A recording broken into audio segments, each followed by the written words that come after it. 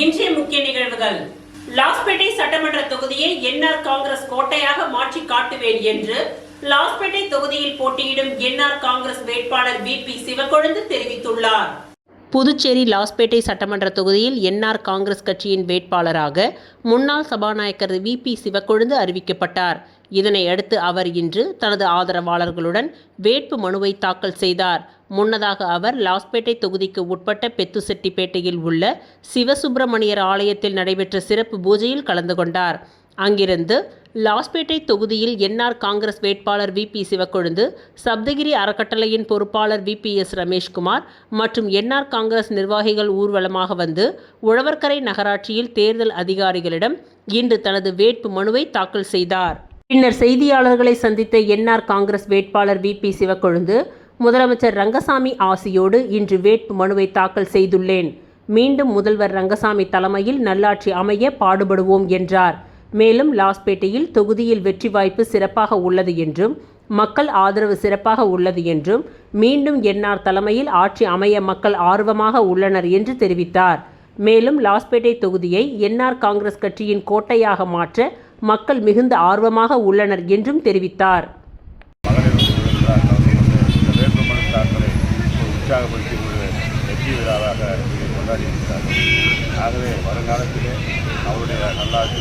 புதுச்சேரியில் வள்ளுவர் மறை வைரமுத்து உரை கையெழுத்து நிகழ்ச்சி வெற்றி தமிழர் பேரவையின் சார்பாக நடைபெற்றது.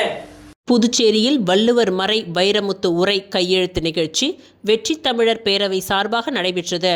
அதில் சிறப்பு விருந்தினராக கலந்து கொண்ட வைரமுத்து செய்தியாளர்களை சந்தித்தார். அப்பொழுது ஞானபீட விருதை வைரமுத்துவிற்கான விருது என்றால் நான் அந்த விருதின் பெருமையை குறைத்தவனாவேன். தமிழுக்கான விருது என்று கூறினால் அந்த ஞானபீட விருதின் உயர்வை உயர்த்தியவனாவேன். நான் விருது தமிழுக்கு வழங்கப்பட்டதால் மகிழ்கின்றேன், மகிழ்ச்சியில் திளைக்கின்றேன். அகிலன், ஜெயகாந்தன், வைரமுத்து இந்த மூன்றுக்குமே ஒரு கால் நூற்றாண்டு இடைவெளி இருக்கின்றது. கால் நூற்றாண்டிற்கு ஒரு முறைதான் தமிழுக்கு விருது வழங்குவது ஆரோக்கியமான விருது வழங்கும் முறை இல்லை. இந்த இடைவெளி குறைய வேண்டும். 10 வருடங்களுக்கு ஒரு முறையாவது தமிழுக்கு ஞான பீடம் வழங்க வேண்டும். 24 மொழிகளுக்கும் ஞான பீடம் வழங்கப்படுகின்றது.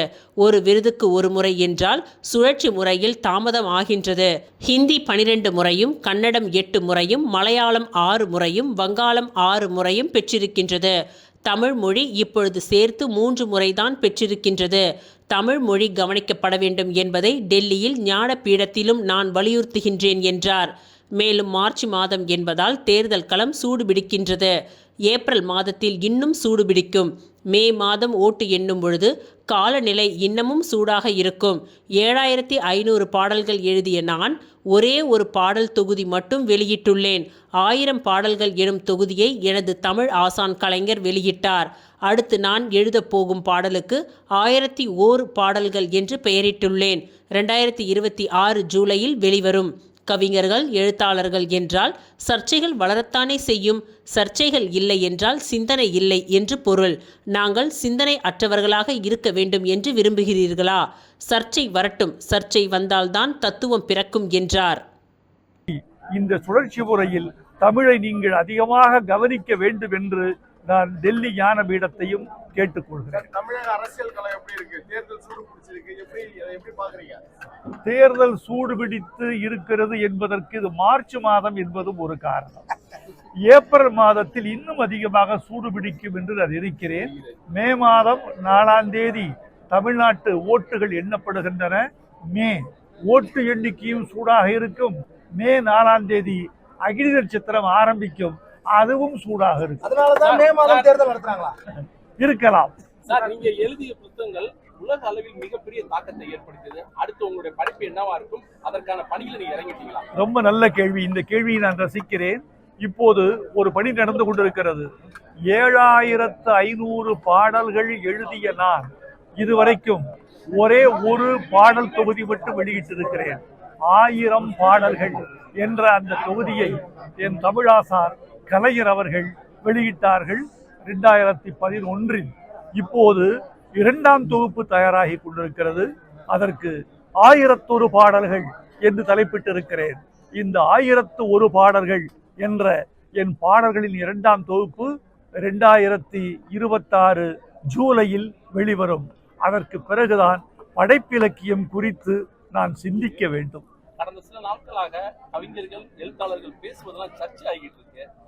எதற்காக இந்த மாதிரி சர்ச்சை? கவிஞர்கள் எழுத்தாளர்கள் என்றால் சர்ச்சை உருவாகத்தானே செய்யும்.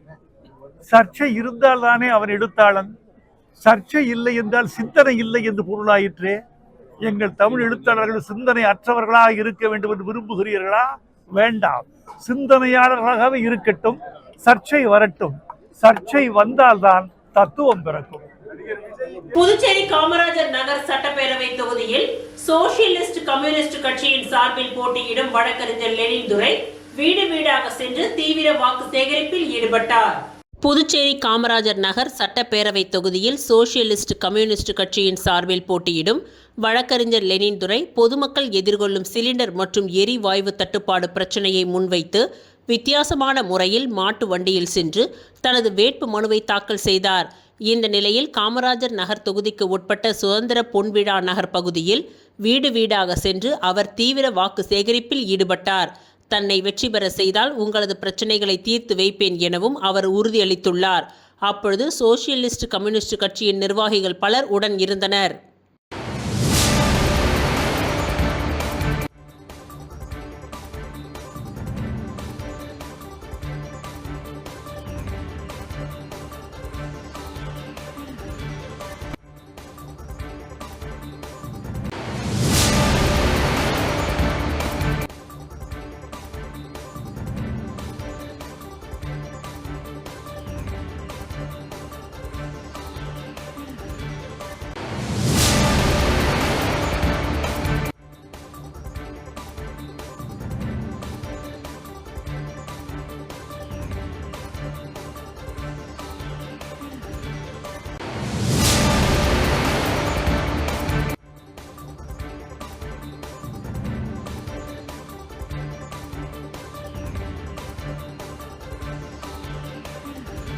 தேசிய ஜனநாயக கூட்டணிக்கு இந்திய குடியரசுக் கட்சி ஆதரவு தெரிவித்து புதுச்சேரி மாநில தலைவர் ஞானமூர்த்தி ஒப்புதலோடு கட்சி நிர்வாகிகள் பாஜக தலைவர் VP ராமலிங்கத்திடம் ஆதரவு கடிதத்தை வழங்கினார்கள்.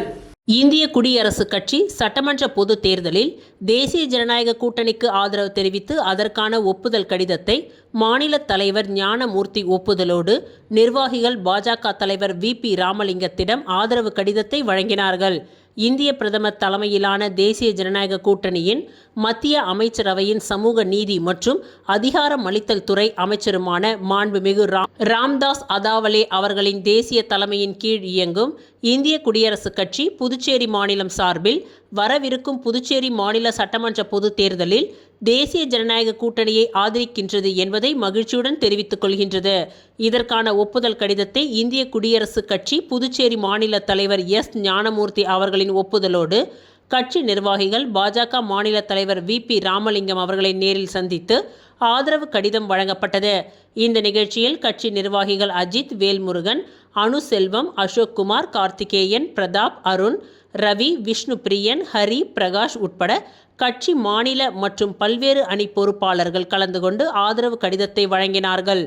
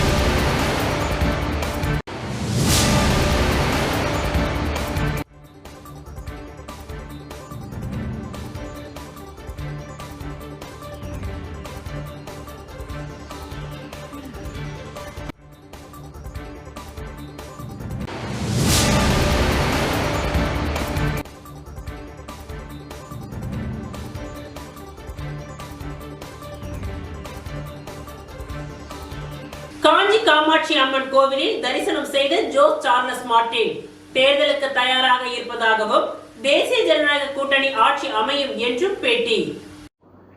லட்சிய ஜனநாயக கட்சியின் தலைவர் ஜோஸ் சார்லஸ் மார்டின் நாளை வேட்பு மனுவை தாக்கல் செய்ய உள்ள நிலையில் காஞ்சிபுரம் காமாட்சி அம்மன் கோவிலில் சுவாமி தரிசனம் செய்தார். தொடர்ந்து கோவிலின் முன்பு செய்தியாளர்களை சந்தித்த அவர், எங்கள் கட்சிக்கு 2 தொகுதிகள் ஒதுக்கப்பட்டுள்ளன. தர்பூசணி சின்னத்தில் போட்டியிட உள்ளோம். தேசிய ஜனநாயக கூட்டணிக்கு வெற்றி வாய்ப்பு உள்ளது. முதல்வர் ரங்கசாமி ஐயா நல்ல ஆதரவை பெற்றுள்ளார். பல நல்ல திட்டங்களை செயல்படுத்தி உள்ளார் என்றார். மேலும் பாஜக மற்றும் அதிமுக கூட்டணியுடன் இணைந்து செயல்பட்டு வருகின்றோம். எங்களது வெற்றி வாய்ப்பு பிரகாசமாக உள்ளது. புதுச்சேரி யூனியன் பிரதேசம் என்பதால் மத்திய அரசின் ஆதரவு அவசியம் என்றும் தெரிவித்தார். அதேபோல் திமுக காங்கிரஸ் கூட்டணி இதுவரை உறுதி செய்யப்படவில்லை. எங்கள் கட்சி தேர்தலை சந்திக்க முழுமையாக தயாராக உள்ளது. புதுச்சேரியில் மாநில அந்தஸ்து பெற எங்கள் கூட்டணி அரசு அமைந்தால் பாரத பிரதமரை சந்தித்து உரிய நடவடிக்கை எடுக்கப்படும் என்று ஜோஸ் சார்லஸ் மார்டின் தெரிவித்துள்ளார். இருக்க மக்கள் ரொம்ப கன்ஃபியூஸ்ல இருக்காங்க. ஸோ கண்டிப்பாக நம்ம கூட்டணி வந்து எங்கள் கட்சி ப்ளஸ் அதிமுக. ஸோ எல்லாம் நாங்கள் ரெடி ஆகிட்டனால நம்ம நீண்ட காலமாக பாண்டிச்சேரியில் வந்துட்டு மாநில அந்தஸ்துகள் வேணுன்றாங்க. மாறி மாறி காங்கிரஸ் ஏற்கனவே என்டிஏ கூட்டணி, மீண்டும் இப்போ என்டிஏ கூட்டணி அப்படின்னும் போது வரக்கூடிய வெற்றி பெற்றால் நம்ம மாநில அந்தஸ்துக்கு என்ன இது பண்ணணும்? இல்லை, கண்டிப்பாக அதுக்காக இந்த வாட்டி பிரைம் மினிஸ்டர்கிட்டயே இந்த ரிக்வெஸ்ட் வச்சுருக்கோம். கண்டிப்பாக அது வரும்போது தான் அது எலெக்ஷன்லாம் முடிச்சுட்டு அது என்னங்கிறத நம்ம சேர்ந்து கலந்து ஆய்வு செஞ்சு அது ஒரு நல்ல ஒரு தீர்ப்பாக வரும்ன்றத.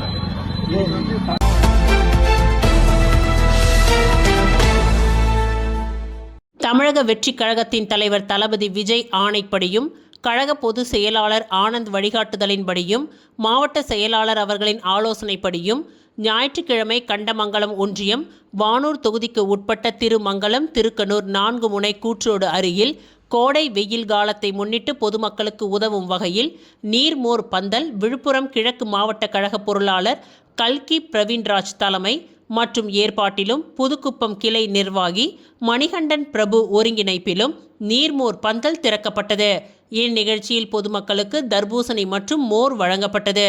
இந்நிகழ்ச்சிக்கு வானூர் மத்திய ஒன்றியத்தின் செயலாளர் ராஜா, மாவட்ட நிர்வாகிகள், விவசாய அணி பொறுப்பாளர் சுரேஷ், மருத்துவர் பிரதீப் ராஜ், நீலமோகன், மாவட்ட உறுப்பினர் சேர்க்கை அணி ஒருங்கிணைப்பாளர் கௌஷிக், பூவரசன், சரண்ராஜ், கழக ஒன்றிய நிர்வாகிகள் சிவக்குமார், அஜித்குமார், அருண், கண்டமங்கலம் ஒன்றிய நிர்வாகிகள் ராஜேஷ், அசோக், பிரேம், புதுக்குப்பம் கிளை நிர்வாகிகள் செந்தில், அசோக், குமார், ஆகாஷ் மற்றும் கழக நிர்வாகிகள் பலர் இந்நிகழ்ச்சியில் கலந்து கொண்டு சிறப்பித்தனர்.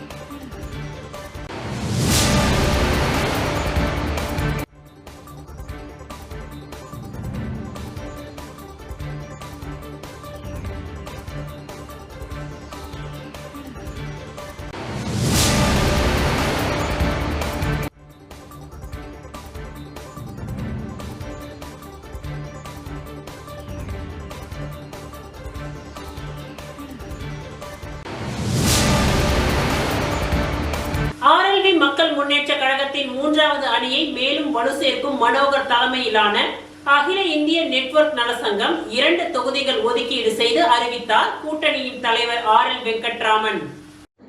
புதுச்சேரியில் நடைபெற்ற மக்கள் விரோத ஆட்சியால் மக்களுக்கு ஏற்பட்ட இன்னல்களை அகற்றி ஜனநாயக ரீதியான நேர்மையான மக்களுக்கான ஒரு ஆட்சியை உருவாக்க ஆர்எல்வி மக்கள் முன்னேற்ற கழகம் முனைப்புடன் செயல்பட்டு வருகின்றது. அதன் அடிப்படையில் 2026ஆம் ஆண்டு சட்டமன்ற தேர்தலில் மக்களுக்கான ஆட்சியை உருவாக்க விருப்ப கட்சிகளுடன் இணைந்து செயல்பட எண்ணி புதுவையில் ஆர்எல்வி மக்கள் முன்னேற்ற கழகத்தின் தலைமையில் 3வது அணி உருவாக்கப்பட்டு அதில் அகில இந்திய நாடாளும் மக்கள் கட்சி, அகில இந்திய மஜ்லிஸ் முஸ்லிம் கட்சி மற்றும் சமூக இயக்கங்களுடன் சேர்ந்து கூட்டணி அமைத்துள்ளது. இந்த அணியை மேலும் வலு சேர்க்கும் வகையில் அகில இந்திய நெட்வொர்க் நலசங்கத்தின் தலைவர் மனோகர் தனது நிர்வாகிகளுடன் 25 பேருடன் கழகத்தின் தலைமை அலுவலகத்தில் ஆர்எல்வி அவர்களை நேரில் சந்தித்து மக்கள் முன்னேற்ற கழகத்தின் கூட்டணியில் இணைந்து செயல்பட விருப்பம் தெரிவித்தார். மேலும் புதுச்சேரியில் நடைபெற்று வரும் மக்கள் விரோத மோசடிகளை தடுத்து மக்கள் நலன் பாதுகாக்க வேண்டும் என்ற கோரிக்கையை முன்வைத்து இந்த தேர்தலில் கூட்டணியில் இணைந்து செயல்பட விருப்பம் தெரிவித்து ஆதரவு கடிதம் கொடுத்து உறுதியளித்துள்ளார். மேற்கண்ட ஆர்எல்வி மக்கள் முன்னேற்ற கழகத்தின் தலைமையில் அறிவிக்கப்பட்டுள்ள 3வது அணியின் கூட்டணி கட்சி வேட்பாளர்கள் மனு தாக்கல் செய்ய ஆர்எல்வி மக்கள் முன்னேற்ற கழகம் மற்றும் கூட்டணி கட்சியினர் முழு ஒத்துழைப்பு கொடுத்து உதவும்படி அனைவரையும் அன்புடன் கேட்டுக்கொள்கின்றேன் என்று ஆர்எல்வி வெங்கட்ராமன் கூறியுள்ளார். மக்கள் முன்னேற்ற கழகத்தின் சார்பாக ஆரம்பித்திருக்கிற இந்த 3வது அணியில் அவங்களும் இணைஞ்சு செயல்படுத்துறதுக்கு தயாராக இருக்கிறாங்க. அதனால் அவங்க நம்ம கூட்டணியில் இணைஞ்சி அவங்களை செயல்படுறதுக்கு அவங்களுக்கு என்னுடைய வாழ்த்துக்களையும் என்னுடைய முழு ஆதரவையும் நம்ம ஆர்எல்வி மக்கள் முன்னேற்ற கழகம் நாங்கள் தெரிவிச்சுக்கிறோம். அனைவருக்கும் வணக்கம். ரொம்ப நீண்ட காலமாக அகில இந்திய நெட்வொர்க்கர்ஸ் வெல்ஃபேர் அசோசியேஷன் என்கிற எங்களுடைய அமைப்பு ஒட்டுமொத்த இந்தியாவில் இருக்கக்கூடிய நெட்வொர்க்கர்ஸ் அத்தனை பேரினுடைய நலன்களை பாதுகாக்கும் விதமாக 2009 தொடங்கப்பட்டு 17 ஆண்டுகளாக பயணித்து வருகிறது. எங்களுடைய மரியாதைக்குரிய தலைவர் திரு எம் மனோகரன் சார் அவர்களுடைய ஒப்புதலோடு முதலாக மக்கள் நலன் சார்ந்து மக்கள் நலன்களை பாதுகாக்கும் விதமாக பாண்டிச்சேரியை மையமாக கொண்டு இயங்கி புதிய ஒரு கட்சி உருவாகி இந்த 3வது அணி என்கிற ஒரு பலமான ஒரு கூட்டணியை அமைத்து ஆர்எல் வெங்கட்ராமன் அவர்களுடைய தலைமையில் ஆர்எல் மக்கள் முன்னேற்ற கழகம் என்கிற கட்சியும் அதோடு இன்னும் பல கூட்டணி கட்சிகளும் இணைந்து அகில இந்திய நெட்வொர்க்கர்ஸ் வெல்ஃபேர் அசோசியேஷன் ஆகிய AINWA என்கிற அமைப்பும் கூட்டணியாக இணைந்து முதலாக தேர்தலில் பங்கெடுக்கக்கூடிய ஒரு செயலை இன்றைக்கு நாங்கள் செய்திருக்கிறோம். எல்லா இடத்துலையும் இந்த தேர்தலில் நாங்கள் பங்கெடுக்க போகிறோம். தமிழகத்திலும் பாண்டிச்சேரியிலும் இருக்கக்கூடிய 40 லட்சம் நெட்வொர்க்கர் குடும்பங்களினுடைய கனவுகளை நனவாக்கும் ஒரு முயற்சி இது. ஆர்எல்வி மக்கள் முன்னேற்ற கழகத்தின் சார்பாகவும் NWA சார்பாகவும் நிற்கக்கூடிய அனைவருடைய வெற்றிக்காகவும் அனைத்து பொறுப்பாளர்களும் களமிறங்க தயாராகி இருக்கிறார். கண்டிப்பாக இதில் வெற்றி அடைவோம், இணைந்து செயல்படுவோம், வெற்றி நிச்சயம். நன்றி, வணக்கம். உப்பளம் தொகுதியில் திமுக சார்பில் போட்டியிடும் வேட்பாளர் மற்றும் தொகுதியின் சட்டமன்ற உறுப்பினர் அனிபால் கென்னடி அவர்கள் இன்று தீவிர வாக்கு சேகரிப்பில் ஈடுபட்டார். உப்பளம் தொகுதியில் திமுக சார்பில் போட்டியிடும் வேட்பாளர் மற்றும் தொகுதியின் சட்டமன்ற உறுப்பினர் அனிபால் கென்னடி அவர்கள் இன்று தீவிர வாக்கு சேகரிப்பில் ஈடுபட்டார். தொகுதியின் பல்வேறு பகுதிகளில் வீடு வீடாக சென்று மக்களை சந்தித்து வாக்கு சேகரித்தார். அப்பொழுது பொதுமக்கள் உற்சாகமாக அவரை வரவேற்று மீண்டும் அமோக வெற்றி பெற்று வாருங்கள் கென்னடி என்று முழக்கமிட்டு ஆதரவு தெரிவித்தனர். பெண்கள், இளைஞர்கள் மற்றும் முதியோர்கள் உட்பட பலரும் ஆர்வத்துடன் கலந்து கொண்டு அவருக்கு உற்சாக வரவேற்பளித்தனர். தொடர்ந்து தனது முந்தைய ஆட்சி காலத்தில் செய்யப்பட்ட வளர்ச்சி பணிகளை நினைவுபடுத்திய அவர் மீண்டும் வாய்ப்பு அளிக்குமாறு பொதுமக்களிடம் கேட்டுக்கொண்டார்.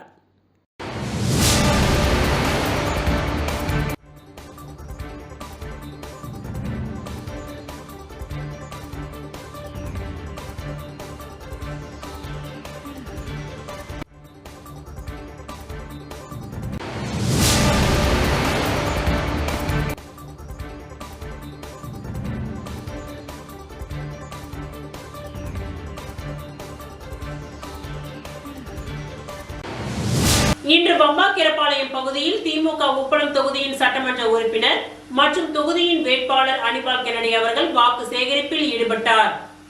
இன்று வம்பாக்கீரபாளையம் பகுதியில் திமுக உப்பளம் தொகுதியின் சட்டமன்ற உறுப்பினர் மற்றும் தொகுதியின் வேட்பாளர் அனிபால் கென்னடி அவர்கள் வாக்கு சேகரிப்பில் ஈடுபட்டார். அவரை வரவேற்க மகளிர் மற்றும் பொதுமக்கள் மலர் தூவி மாலை அணிவித்து ஆரத்தி எடுத்து உற்சாகமான வரவேற்பளித்தனர். மக்களின் இந்த பிரம்மாண்ட ஆதரவு வெற்றியின் நம்பிக்கையை மேலும் வலுப்படுத்துகின்றது.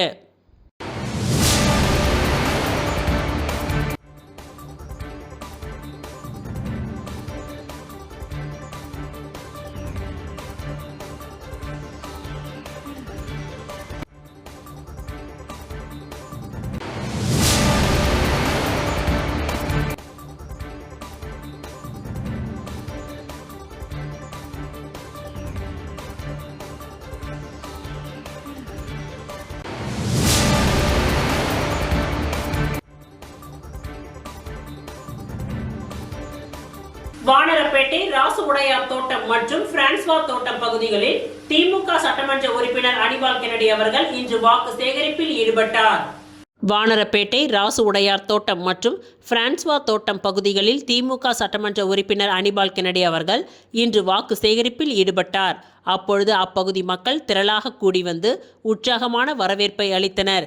பெண்கள் ஆரத்தி எடுத்து பொதுமக்கள் மலர் தூவி மாலை அணிவித்து தங்களது ஆதரவை வெளிப்படுத்தினார்கள். மீண்டும் நீங்களே வெற்றி பெற வேண்டும் என்று உற்சாக முழக்கங்கள் எழுந்தன. மக்களுடன் நேரடியாக சந்தித்து அவர்களின் தேவைகள் மற்றும் குறைகளை கேட்டறிந்த வேட்பாளர் தொடர்ந்து மக்களுக்காக சேவை செய்வேன் என்று உறுதியளித்துள்ளார். இந்த வரவேற்பு அந்த பகுதியில் திமுகவிற்கு முன்னிருந்ததை விட அதிகரித்து வரும் ஆதரவை வெளிப்படுத்துவதாக பார்க்கப்படுகின்றது.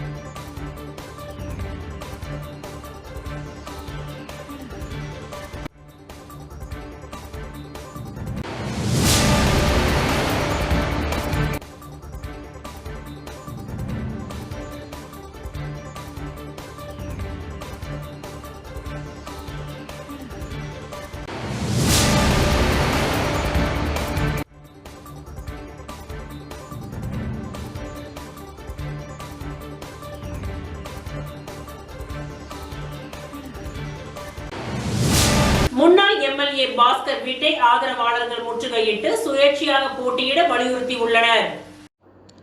புதுச்சேரி அதிமுக ஜெயலலிதா பேரவையின் மாநில செயலாளராக இருந்தவர் பாஸ்கர். அதிமுக மாநில செயலாளர் அன்பழகனின் தம்பியான அவர் கடந்த 2011 முதல் 16 வரை முதலியார்பேட்டை தொகுதியில் அதிமுக சார்பில் போட்டியிட்டு வெற்றி பெற்று எம்எல்ஏவாக இருந்தவர். முதலியார்பேட்டை தொகுதியில் 3வது முறையாக அதிமுக சார்பில் போட்டியிட்ட அவர் திமுக சம்பத்திடம் தோல்வியடைந்தார்.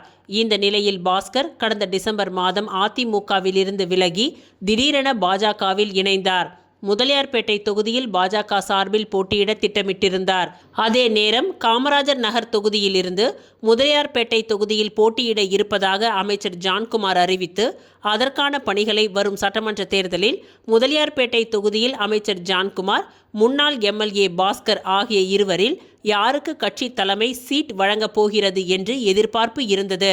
இந்நிலையில் முதலியார்பேட்டை தொகுதியில் பாஜக சார்பில் போட்டியிட அமைச்சர் ஜான்குமார் மனு தாக்கல் செய்தார். இதனால் பாஸ்கருக்கு தொகுதியில் போட்டியிட வாய்ப்பு வழங்கப்படவில்லை என்று தகவல் பரவியது. இது பற்றி அறிந்த அவரது ஆதரவாளர்கள் முதலியார்பேட்டையில் உள்ள அவரது வீட்டை திடீரென முற்றுகையிட்டு, தேர்தலில் நீங்கள்தான் போட்டியிட வேண்டும், பாஜக சீட் தராவிட்டால் சுயேட்சையாக போட்டியிட வேண்டும், நாங்கள் உங்களுக்கு தான் ஓட்டு போடுவோம் என்றனர். அப்பொழுது முன்னாள் எம்எல்ஏ பாஸ்கர் வெளியே வந்து அங்கு கூடியிருந்த ஆதரவாளர்களிடம் பேசும்பொழுது, தேசிய கட்சியில் இணைந்தால் மக்களுக்கு சேவை செய்யலாம், தொகுதியை இன்னும் முன்னேற்ற பாதைக்கு கொண்டு செல்லலாம் என்ற எண்ணத்தில் பாஜகவில் சேர்ந்தேன். பிரதமர் மோடி மீது மிகப்பெரிய ஈர்ப்பு இருந்ததால் தான் அந்த கட்சியில் சேர்ந்தேன். கட்சியும் நம்மீது பெரிய மரியாதை வைத்துள்ளது. இப்பொழுது ஏதோ ஒரு குழப்பமான சூழல் நிலவுகின்றது. எல்லோரையும் போல் எடுத்தவுடன் ஒரு முடிவை நான் எடுக்க மாட்டேன். கட்சி தலைமை என்ன முடிவு எடுக்கின்றது என்று தெரியவில்லை. நாம் அவசரப்பட வேண்டாம் என்றார். அதன் பின் நீண்ட நேரத்திற்கு பிறகு அனைவரும் அங்கிருந்து கலைந்து சென்றனர். இந்த சம்பவத்தால் அங்கு பெரும் பரபரப்பு ஏற்பட்டது.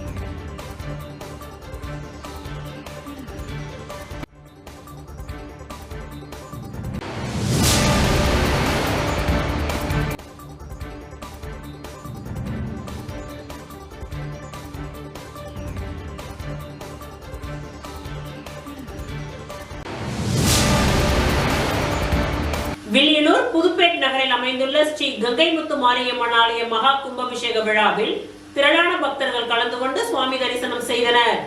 புதுச்சேரி மாநிலம் வில்லியனூர் கொம்யூன் புதுப்பேட் நகரில் அமைந்துள்ள அருள்மிகு ஸ்ரீ விநாயகர், ஸ்ரீ பாலமுருகன், ஸ்ரீ கங்கைமுத்து மாரியம்மன் ஆலயம் மகா கும்பாபிஷேக விழா இன்று வெகு சிறப்பாக நடைபெற்றது. இதில் வெள்ளிக்கிழமையன்று கணபதி ஹோமத்துடன் பூஜைகள் துவங்கியது. இதனைத் தொடர்ந்து நேற்று வாஸ்து சாந்தி, லக்ஷ்மி ஹோமம், கோ பூஜை, கிரிவலம், கும்ப அலங்காரம், முதற்கால யாக பூஜை ஆரம்பம் உள்ளிட்ட நிகழ்ச்சிகள் நடைபெற்றது. இதனைத் தொடர்ந்து முக்கிய நிகழ்வாக இன்று 2ஆம் கால ஹோமம், நாடி சந்தானம், யாத்ரா தானம், கடம் புறப்பாடு நடைபெற்று மூல மந்திரங்கள் ஓத விமான கோபுரங்களுக்கு மகா கும்பாபிஷேக விழா வெகு சிறப்பான முறையில் நடைபெற்றது. இதில் பக்தர்கள் திரளானோர் கலந்து கொண்டு சுவாமி தரிசனம் செய்தனர். தொடர்ந்து விழாவில் கலந்து கொண்ட பக்தர்களுக்கு ஆலயம் சார்பாக பல்வேறு இடங்களில் அன்னதானம் வழங்கப்பட்டது. இந்நிகழ்ச்சிக்கான ஏற்பாட்டினை புதுப்பேட் நாட்டாமைகள், கிராம பொதுமக்கள், கிராம இளைஞர்கள் ஆகியோர் வெகு சிறப்பான முறையில் செய்திருந்தனர்.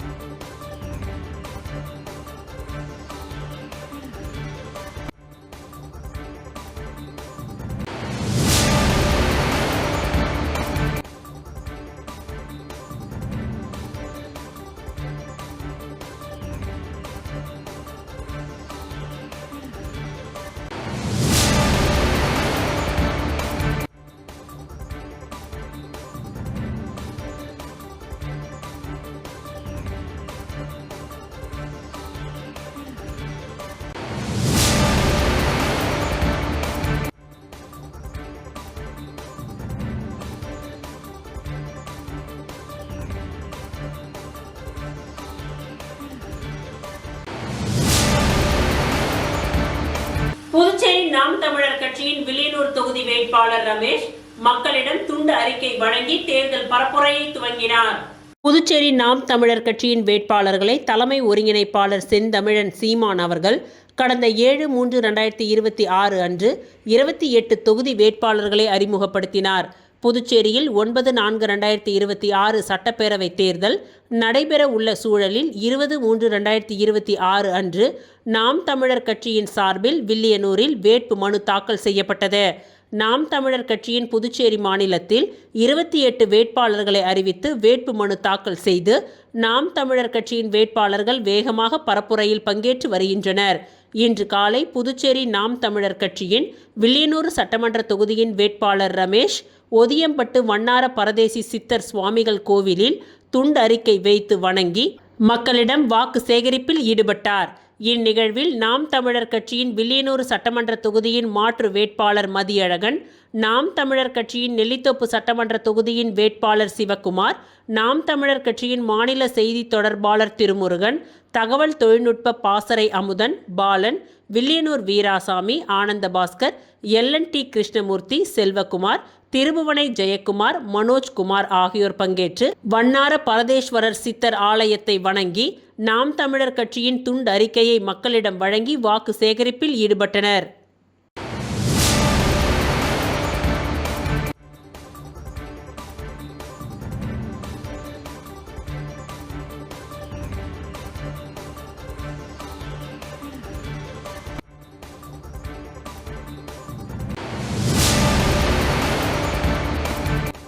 மண்ணாடிப்பட்டு சட்டமன்ற தொகுதியில் தேசிய ஜனநாயக கட்சியின் பாஜக வேட்பாளர் நமச்சிவாயம் தாமரை சின்னத்திற்கு வீடு வீடாக சென்று தீவிர வாக்கு சேகரிப்பில் ஈடுபட்டார்.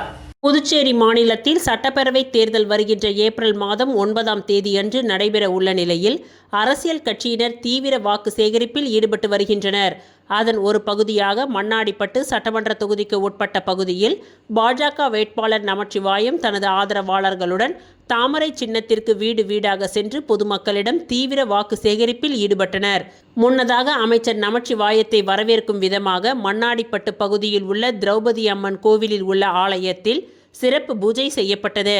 இதனைத் தொடர்ந்து அமைச்சருக்கு சிறப்பான வரவேற்பு அளிக்கும் விதமாக ஆளுயர மாலை அணிவித்து பொன்னாடை போர்த்தி பொதுமக்கள் உற்சாக வரவேற்பளித்தனர். தொடர்ந்து அமைச்சர் நமச்சிவாயம் வீடு வீடாக சென்று தாமரை சின்னத்திற்கு வாக்களிக்க வேண்டி வாக்கு சேகரிப்பில் ஈடுபட்டார்.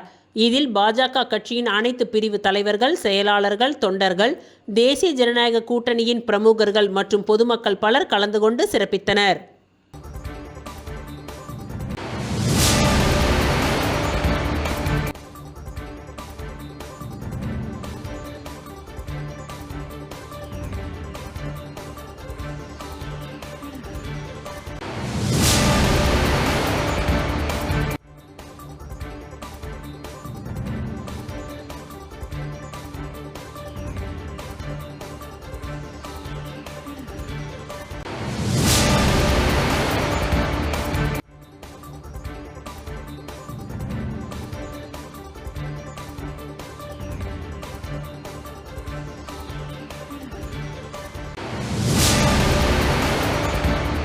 மணவெளி சட்டமன்ற தொகுதியில் நாம் தமிழர் கட்சியின் வேட்பாளர் இளங்கோவன் தீவிர வாக்கு சேகரிப்பில் ஈடுபட்டார்.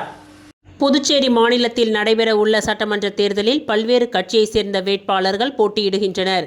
இதில் மணவெளி சட்டமன்ற தொகுதியில் நாம் தமிழர் கட்சியின் சார்பாக போட்டியிடும் வேட்பாளர் இளங்கோவன் நேற்று காலை வேட்பு மனுவை தாக்கல் செய்தார்.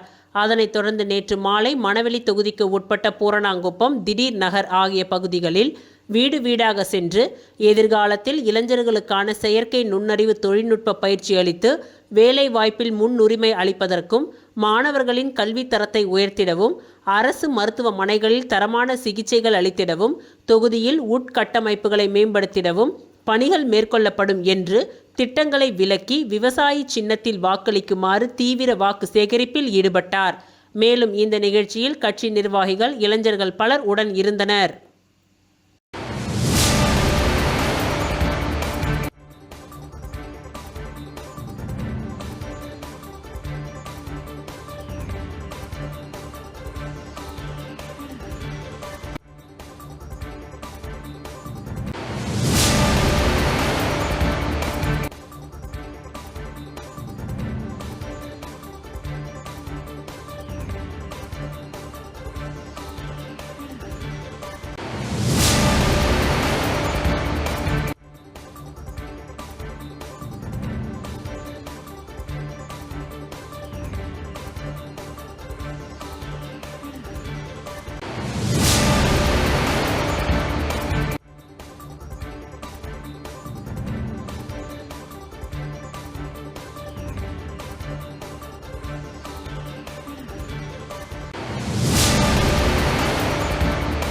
இத்துடன் இன்றைய நிகழ்வுகள் நிறைவடைந்தன. நன்றி, வணக்கம்.